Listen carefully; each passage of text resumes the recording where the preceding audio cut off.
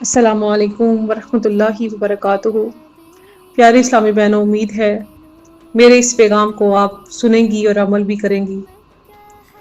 اتنا ہی خوبصورت پیغام ہے کہ اللہ سبحانہ تعالیٰ خود قرآن پاک میں فرماتے ہیں، ان اللہ ملائکۃ یصلون علی النبی یا ایھا الذین آمنوا صلوا علیہ وسلموا تسلیما۔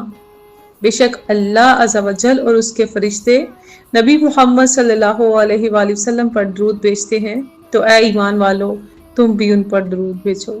کتنا ہی خوبصورت پیغام ہے۔ تو ہمیں اس پیغام کو اپنے تک نہیں بلکہ دوسروں کو بھی اس کی دعوت دینی ہے، کیونکہ دلوں کو سکون چاہیے، گھروں میں برکت چاہیے، دعاؤں میں اثر چاہیے، تو بس ایک عمل کو اپنی زندگی کا حصہ بنا لیں، تو وہ درود پاک ہے۔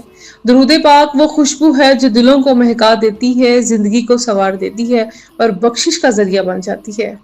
تو پیاری بہنوں، جس زبان پر درود پاک جاری ہو اس میں رحمتیں ہی رہتی ہیں، اس زبان سے کبھی برا لفظ ادا نہیں ہوتا۔